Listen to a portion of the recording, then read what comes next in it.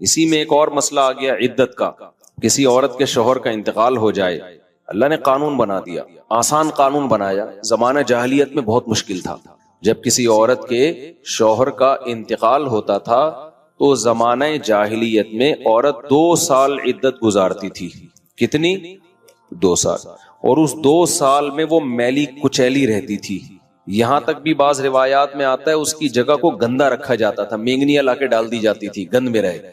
اسلام نے اس حکم کو ختم کیا. یہ ظلم ہے عورت کے اوپر. اللہ نے حکم دیا 4 مہینے 10 دن بس, اور اس میں میلی کچیلی نہیں رہے گی, نہائے دھوئے, بس زینت اختیار نہیں کرے گی, زیور نہ پہنے, خوشبو کا استعمال نہ کرے, زینت اختیار نہ کرے, باقی نارمل رہے, گھر سے باہر نہ نکلے. وہ ایک صحابیہ نے نبی صلی اللہ علیہ وسلم سے اجازت چاہی کہ بھئی 4 مہینے 10 دن میں یوں کر لوں, میں فلانی جگہ چلے جاؤں. آپ نے فرمایا اللہ تعالیٰ نے تمہیں یہ آسانی دی ہے کہ وہ زمانہ جاہلیت کا حکم اللہ نے منسوخ کر دیا, اب اتنی آسانی دے دی, تو اب اس حکم کو فالو کرنا پڑے گا. اب آج کل خواتین کیا کرتی ہیں, شوہر کی ڈیتھ ہوئی, جو دیندار نہیں ہے ان کی تو بات ہی نہیں کر رہا نا, ان کی نظر میں تو عدت ودت کی کوئی 2 ٹکے کی حیثیت ہی نہیں ہے, وہ تو اس کو دقیانوسی حکام سمجھتی ہیں. لیکن جو دیندار ہیں وہ بھی بھائی, وہ ڈیتھ ہوئی, شوہر کا چہرہ دیکھنے کے لیے جا رہی ہیں ہسپتال, پھر وہ فلانے کے کام سے جانا ہے تو آج فلانے کے کام سے جانا ہے, تو آج یوں کرنا ہے, آج یہ کرنا ہے, یہ فلانے پورشن میں چلی جاتی ہوں, ماموں کے گھر جا کے عدت گزار لیتی ہوں. بھائی اللہ تعالیٰ نے جو عدت کے حکام دیے ہیں, شوہر کی ڈیتھ ہوتے ہی عورت کی عدت بولو شروع. اور عدت میں 2 کام لازمی ہیں, گھر سے نہیں نکلنا ہے, زینت اختیار نہیں کرنی. اب اس میں لوگ ہمیں تنگ کرتے ہیں, یار وہ چہرہ دیکھنے جانا چاہتی ہے ہاسپٹل میں. بھائی شوہر کو گھر لے آؤ, اگر بیوی نے اپنے شوہر کو دیکھنا ہے میت کو گھر لے آؤ. عورت نہیں روڈ پہ آ سکتی, جنازے کی چارپائی کے پیچھے پیچھے جا رہی ہوتی ہے گھر سے باہر نکل کے, پھر اللہ کو غضب آئے گا. جب میں نے ایک آرڈر دے دیا ہے اس کو ہلکا کیوں لے رہے ہو؟ عیادت کے لیے نہیں جا سکتی وہ, سمجھ رہے کہ بھئی فلاں بیمار ہے تو چلو میں عیادت کے لیے چلی جاؤں, فلاں کی ڈیتھ ہو گئی چلو میں تعزیت کے لیے. حج ختم ہو جاتا ہے اس سے. حج کی کتنے مسئلے آتے ہیں, عورت نے حج کی درخواست دی ہوئی ہے, نام آ گیا, حج پہ جانے کی تیاری ہو گئی, شوہر کا انتقال ہو گیا, اب جس دن جانا ہے 4 مہینے تو ہو جائیں گے, 10 دن رہ جائیں گے. تو ہم کہتے ہیں بھائی 10 دن کیا, 1 گھنٹہ بھی رہ گیا ہونا 4 مہینے 10 دن ہونے میں, آپ کو 1 گھنٹہ پہلے بھی نکلنے کی اجازت نہیں. بے شک حج ضائع ہو جائے کوئی بات نہیں, حج کینسل ہو جائے, کیونکہ حج کی فرضیت پہ عدت مقدم ہے. حج اگلے سال بھی ہو سکتا ہے, عدت تھوڑی ہو سکتی ہے. تو ہاں یہ اللہ نے آسانی رکھ دی ہے کہ جس عورت کا کوئی کمانے والا نہ ہو, اللہ نے لچک, جہاں شدید ضرورت تھی وہاں اللہ نے خود بخود لچک رکھ دی کہ بھوکے تو نہیں مر سکتے نا, کمانے والا کوئی نہیں ہے تو کمانے کے لیے جا سکتی ہے, مجبوری ہے بھائی کمانا. اس میں فقہاء نے بیان کیا دن میں جائے بغیر زینت اختیار کیے, اور دن میں واپس آ جائے, اور صرف کمانے کی حد تک باہر نکلے, ادھر ادھر نہ جائے. اب اس میں خواتین یہ کیوں ایسے کیا, بھائی اللہ کا حکم ہے, اب اس میں آپ کو چونو چرا کی اجازت بولو نہیں ہے, بس آرڈر دے دیا. پھر اللہ نے یہ بھی حکم نازل کر دیا کہ اگر عورت پریگنینسی میں ہے تو بچہ ہوتے ہی اس کی عدت ختم ہو جائے گی. دیکھو ہمارے نبی صلی اللہ علیہ وسلم بھی اللہ کے آرڈر کے سامنے کیسے اپنی عقل نہیں استعمال کرتے تھے. ایک صحابیہ کو حمل تھا, ان کے شوہر کی ڈیتھ ہوئی ہے اور ادھر بچہ پیدا ہو گیا, ادھر ڈیتھ ہوئی اور ادھر فوراً ہی. اب ان کو خیال ہوا بھائی اتنی جلدی تو عدت پوری نہیں ہوتی, تو کیا کر رہا ہے, نبی نے سے مسئلہ پوچھا گیا, آپ نے فرمایا ختم.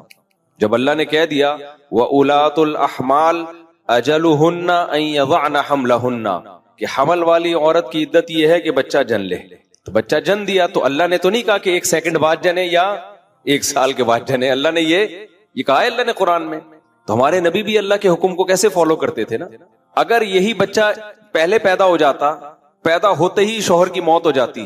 فقہا بہت باریک مسائل بیان کرتے ہیں, اور آج کل کے اسکالر نا ان کا مذاق اڑاتے ہیں کہ دیکھو یہ اتنی باتوں میں لوگوں کو الجھایا ہوا ہے. فقہا نے بیان کیا ہے کہ ادھر بچہ پیدا ہوا, کیونکہ ایسا ممکن ہے, قانون جب لکھا جاتا ہے تو امکان کو بھی لکھا جاتا ہے کہ ابھی آدھا بچہ پیدا ہوا ہے اور شوہر کی ڈیتھ ہو گئی تو کیا ہوگا.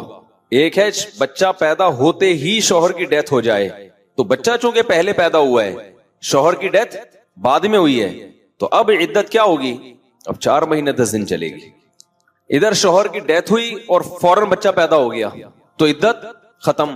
اب ایسے بھی کیس قیامت تک کے لیے دین آیا ہے نا, ایسا بھی ممکن ہے کہ شوہر کی ڈیتھ ہوئی اور بچہ آدھا پیدا ہوا ہے اور ادھر ڈیتھ ہوئی اس کی، یعنی ولادت ہو رہی تھی اور شوہر کا انتقال ہو گیا. امکان تو ہے نا، لا جب لکھا جاتا ہے نا تو اس میں امکانات بھی لکھے جاتے ہیں. تو فقہا نے اس پہ بھی بحث کی ہے کہ اس صورت میں کیا ہوگا. یا عورت کنفیوز ہے، پتہ ہی نہیں چل رہا کہ جب اطلاع ملی ہے تو بچہ پیدا ہو چکا تھا یا نہیں ہوا تھا، اس کے بھی فقہا نے احکام لکھے ہیں. تو بہت باریکیوں میں جا کے، تاکہ آئندہ آنے والے لوگوں کو کنفیوژن نہ ہو. آپ کتاب میں جا کے دیکھو، ہر مسئلہ فقہا نے ڈسکشن کی ہے اور اس کو بیان کیا ہے. تو ذرا سے فرق سے عدت کا حکم چینج. لیکن کیوں اتنا احتیاط کیوں بھائی؟ اللہ کا جب لا ہے تو وہ 2 اور 2 4 کی طرح ہے. سمجھتے ہو کہ نہیں سمجھتے ہو؟ اب اللہ نے کہہ دیا کہ بھائی جو حمل والی عورت ہے اس کا بچہ پیدا ہوتے عدت ختم، اگلے سیکنڈ میں بچہ پیدا ہوا عدت ختم. حضرت عائشہ کا قول ہے یا کسی صحابی کا کہ شوہر کو ابھی غسل بھی دیا جا رہا ہو نا، ابھی دفنایا بھی نہیں جا رہا ہے اور بچہ پیدا ہو جائے تو بس ختم عدت، چاہے دفنایا بھی نہ ہو، فوراً نکاح کر سکتی ہے وہ، ٹھیک ہے نا، فوراً نکاح کر سکتی ہے. تو اللہ نے اجازت دے دی اس کو. اب اس میں حکمت کیا ہے ہمیں نہیں پتا بھائی، اللہ کا حکم ہے، نص وارد ہو گئی تو نبی نے بھی اس پر عمل کیا، صحابہ نے بھی، ائمہ مجتہدین نے بھی.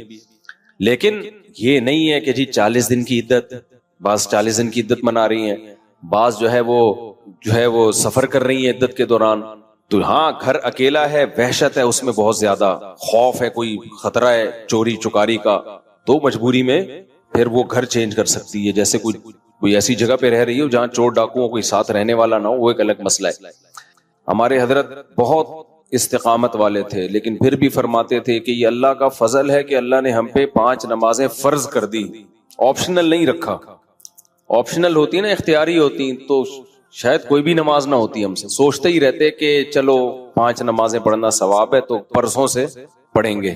اللہ نے ایسی فرض کی ہے کہ زمین آسمان ادھر سے ادھر ہو جائے، سفر میں ہو، حضر میں ہو، بیماری میں ہو، خوشی میں ہو، غم میں ہو، یہ نہیں چھوڑنی، ٹھیک ہے نا. تو مجبور ہیں بھائی. اللہ نے کہا کہ میں کوئی عذر مانوں گا ہی نہیں، سفر ہو کچھ بھی ہو پڑھنی ہے.